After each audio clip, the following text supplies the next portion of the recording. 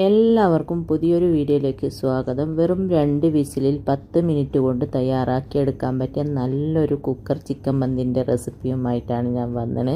പൂ പോലത്തെ ചോറും വെന്തുടഞ്ഞ ചിക്കനും ഒക്കെ ആയിട്ട് അടിപൊളി ടേസ്റ്റുള്ള നല്ലൊരു മന്തിയാണ്.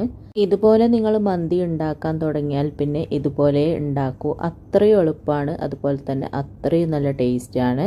അപ്പോൾ നമുക്ക് വേഗം തന്നെ നോക്കാം ഇതെങ്ങനെയാണ് ഉണ്ടാക്കുന്നതെന്ന്. അതിന് മുമ്പായിട്ട് ആരെങ്കിലും സബ്സ്ക്രൈബ് ചെയ്യാതെ വീഡിയോ കാണുന്നുണ്ടെങ്കിൽ, അതുപോലെ എൻ്റെ വീഡിയോ ഇഷ്ടപ്പെടുകയാണെങ്കിൽ മറക്കാതെ ഒന്ന് സബ്സ്ക്രൈബ് ചെയ്ത് സപ്പോർട്ട് ചെയ്യണേ. പിന്നെ ലൈക്ക് ചെയ്യാനും ഷെയർ ചെയ്യാനും മറക്കരുത്. അപ്പോൾ നമുക്ക് വേഗം തന്നെ എങ്ങനെയാണ് ഈ നല്ലൊരു മന്തി റെഡിയാക്കുന്നതെന്ന് നോക്കാം.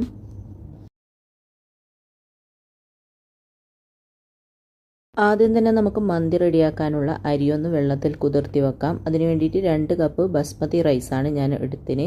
ഞാൻ ബസ്മതി റൈസ് കൊണ്ടാണ് കേട്ടോ അധികവും മന്തി റെഡിയാക്കൽ. നിങ്ങൾക്ക് ബസ്മതി റൈസോ അല്ലെങ്കിൽ സെല്ല റൈസോ എടുക്കാം. അതൊരു ബൗളിലേക്ക് ഇട്ടിട്ട് നന്നായിട്ടൊന്ന് കഴുകിയതിന് ശേഷം മുങ്ങിക്കിടക്കാൻ പാകത്തിന് വെള്ളം ഒഴിച്ചിട്ട് ഒരു 20 മിനിറ്റ് കുതിരാനായിട്ട് അടച്ച് മാറ്റി വെക്കാം. 20 മിനിറ്റ് ആകുമ്പോൾ അതിൻ്റെ വെള്ളമൊക്കെ ഒന്ന് ഊറ്റിക്കളയണം, അത് മറക്കരുത്. പിന്നെ ഞാനിതാ ഇതുപോലൊരു കുക്കർ എടുത്തിട്ടുണ്ട്. അതിലേക്ക് നന്നായിട്ട് കഴുകി വെള്ളമൊക്കെ കളഞ്ഞെടുത്ത 1 കിലോ ചിക്കനാണ് എടുത്തിന്. അത് ഇട്ട് കൊടുക്കാം. ചിക്കൻ്റെ വലുപ്പമൊക്കെ നിങ്ങൾക്ക് ഇഷ്ടമുള്ളത്ര ആക്കിയെടുക്കാം. വലിയ പീസാണെങ്കിൽ വലിയ പീസാക്കിയെടുക്കാം, അല്ലെങ്കിൽ സ്കിന്നോട് കൂടെ വേണമെങ്കിൽ അങ്ങനെയും എടുക്കാം. അതെല്ലാം നിങ്ങളുടെ ഇഷ്ടത്തിനനുസരിച്ചിട്ട് എടുക്കുക. ഇനി ഇതിലേക്ക് ഒരു 3 ഏലക്കായ്, 3 ഗ്രാമ്പു, ഒരു ചെറിയ കഷ്ണം പട്ട, ഒരു ബേ ലീഫ് ചെറുതായിട്ട് കട്ട് ചെയ്തത്, പിന്നെ ചിക്കൻ്റെ സ്റ്റോക്ക് 2 എണ്ണം ഇതാ ഇതുപോലെ ഒന്ന് പൊടിച്ചിട്ട് കൊടുക്കുന്നുണ്ട്. കൈ കൊണ്ടൊന്നിങ്ങനെ പൊടിച്ചിട്ട് കൊടുക്കുക.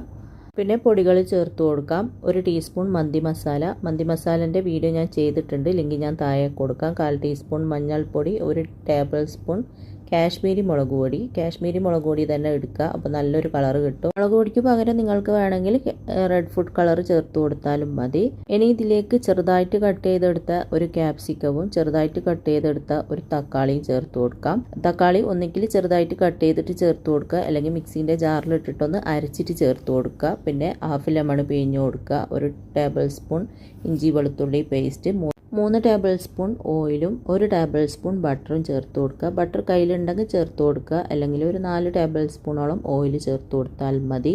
എന്നിട്ട് ഇതെല്ലാം കൂടി നന്നായിട്ട് കൈ വെച്ചിട്ട് മിക്സാക്കി കൊടുക്കുക. എല്ലാം നല്ലതുപോലെ മിക്സ് ആവണം. ആ ഒരു ചിക്കനിലേക്ക് എല്ലാം പിടിക്കുന്ന രീതിയിൽ നന്നായിട്ട് മിക്സാക്കി കൊടുക്കുക. പിന്നെ ഞാൻ കുറച്ച് ഉപ്പും കൂടെ ഇട്ട് കൊടുക്കുന്നുണ്ട്. ആദ്യം ഇട്ട് കൊടുക്കാൻ മറന്നിട്ടുണ്ടേനു.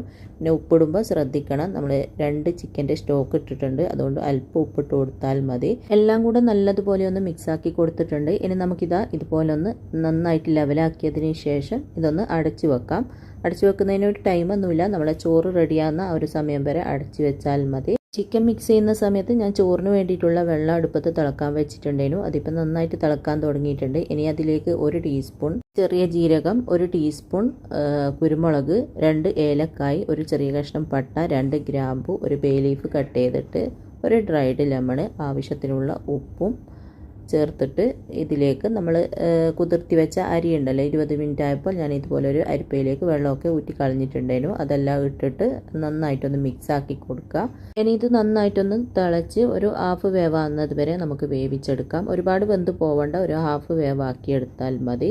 ഇപ്പോൾ ഇതാ നല്ലതുപോലെ ഒന്ന് തിളക്കാൻ തുടങ്ങിയിട്ടുണ്ട്. ഇനി ഇതിലേക്ക് 1 ടേബിൾ സ്പൂണോളം ഓയിൽ ഒഴിച്ചു കൊടുക്കാം. പിന്നെ ഒരു ഹാഫ് ക്യാരറ്റ് ചെറുതായിട്ടൊന്ന് കട്ട് ചെയ്തെടുത്തിട്ടുണ്ട്, അതും കൂടെ ഇട്ട് കൊടുക്കാം.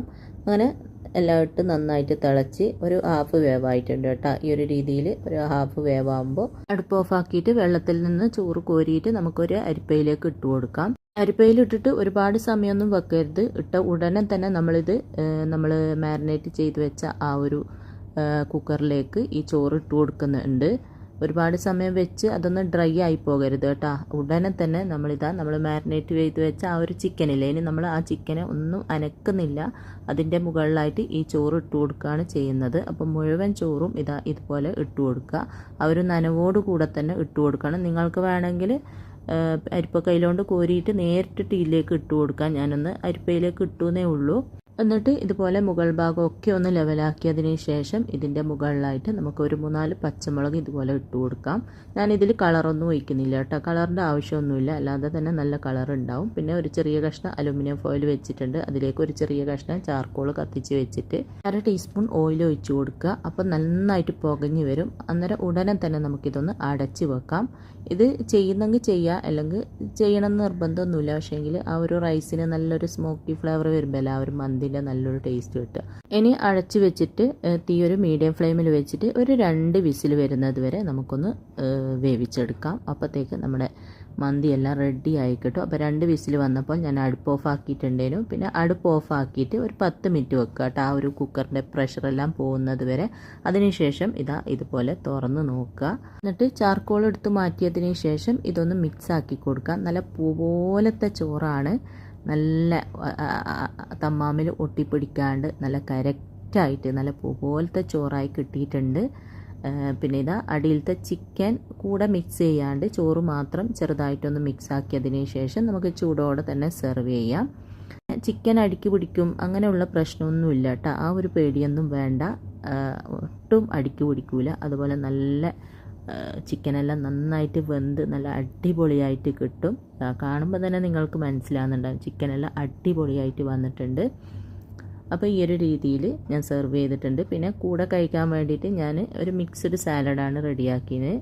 വെജിറ്റബിൾസും ഫ്രൂട്ട്സും എല്ലാം കട്ട് ചെയ്തിട്ടിട്ട് പിന്നെ കുറച്ച് മയോണീസും സാലഡും ഇതൊക്കെ കൂട്ടിയിട്ടാണ് കഴിക്കുന്നത്. പിന്നെ ഇതിൻ്റെ കൂടെ കഴിക്കാനുള്ള ചട്നിൻ്റെ വീഡിയോയും അതുപോലെ മന്തി മസാലൻ്റെ വീഡിയോ ഒക്കെ ഞാൻ ഓൾറെഡി ചെയ്തിട്ടുണ്ട്. ലിങ്കെല്ലാം ഞാൻ താഴെ കൊടുക്കാം, വേണ്ടുന്നവർ കണ്ടു നോക്കുക. അപ്പോൾ ഞാനിത് ചൂടോടെ തന്നെ കഴിക്കട്ടെ. നിങ്ങളും എല്ലാവരും ഉണ്ടാക്കിയിട്ട് കഴിച്ച് നോക്കുക. ഒരിക്കലെങ്കിലും ഉണ്ടാക്കി നോക്കേണ്ട ഒരു മന്തി തന്നെയാണ്. അപ്പോൾ എല്ലാവരും ഉണ്ടാക്കി നോക്കുക. എന്നിട്ട് ഇഷ്ടപ്പെട്ടാൽ ലൈക്ക് ചെയ്യാനും ഷെയർ ചെയ്യാനൊന്നും മറക്കരുത്. അപ്പോൾ ഇൻഷാ അല്ലാഹ് അടുത്ത പുതിയ നല്ല റെസിപ്പിയുമായിട്ട് നമുക്ക് വീണ്ടും കാണാം.